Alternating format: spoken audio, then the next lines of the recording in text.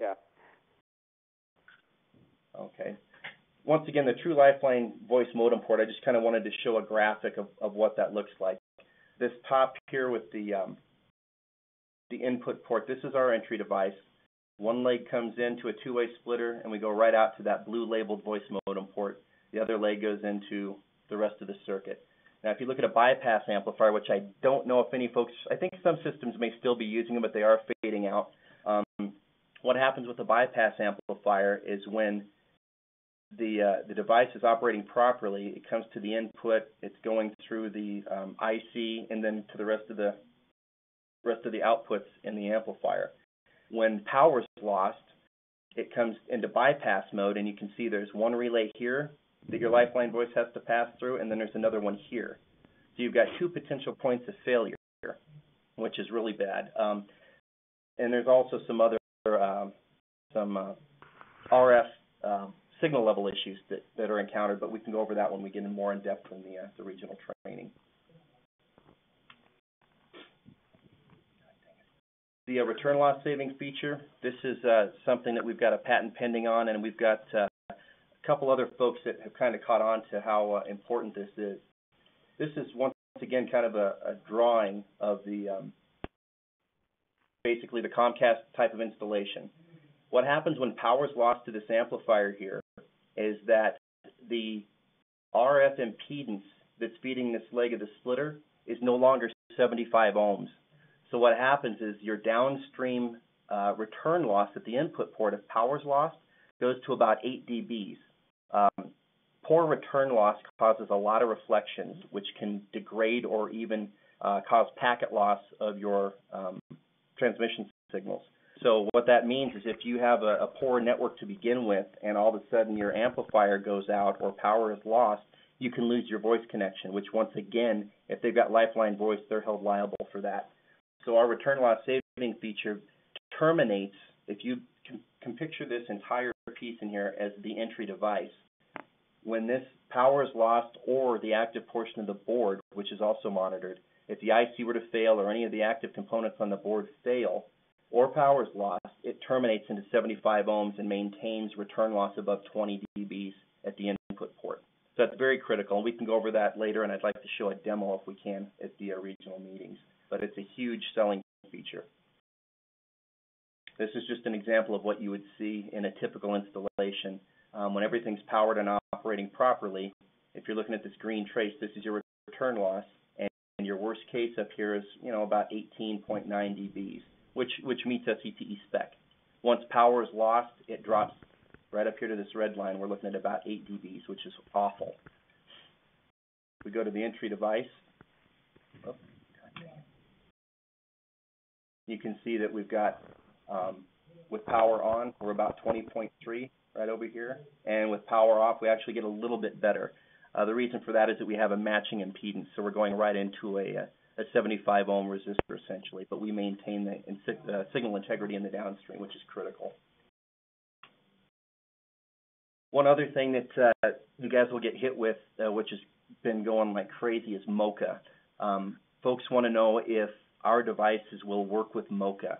The entry device, the 5-port entry device and the 9-port entry device, both will work with MoCA right now. We are working on MoCA-specific versions of them, and we'll get into the MoCA piece of this later because there's a lot to cover. But essentially, this plot right here is showing signal rejection going from the output ports to the voice modem port. MoCA right now, if you have a MoCA installation, you're going to have 4 outlets for these MoCA devices to go on. One is the host device, and then you have 3 clients.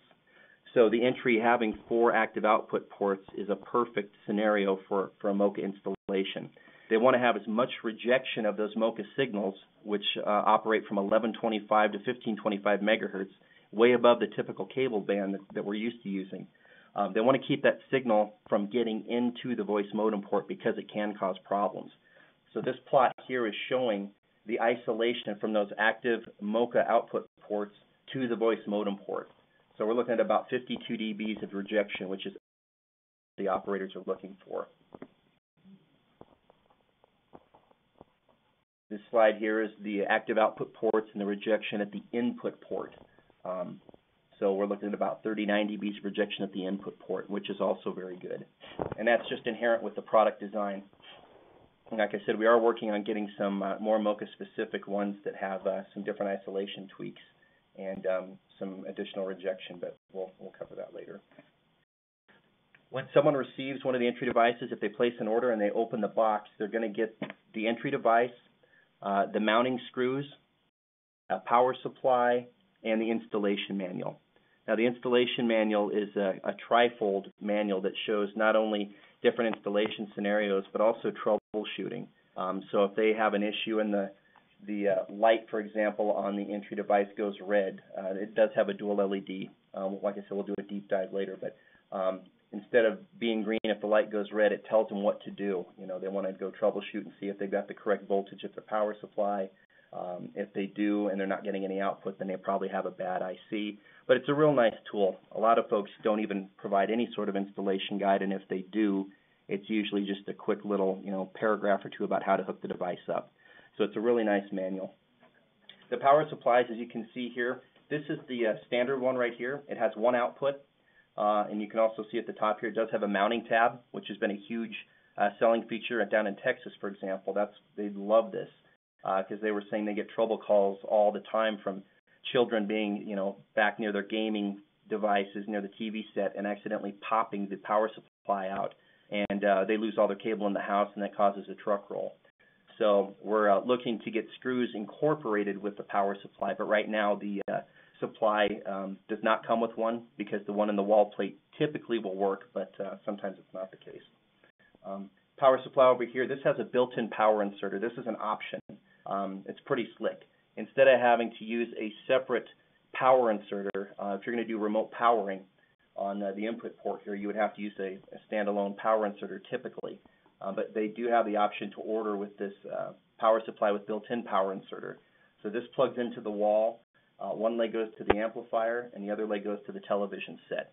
It's a really slick unit, and it's, once again, with the whole concept of trying to harden the drop and reduce the number of tech touches and to make things real simple. It just really fits in with that story well.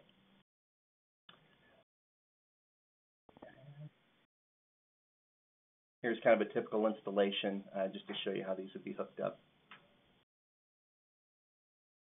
Now, the passive port for the voice modem, they don't have to have voice, obviously, to use the entry device. This passive port can be used for anything. Even if they need to, they can even put a splitter on the output of this. But there's all different kinds of scenarios that these can be used in, but this is just kind of a typical one.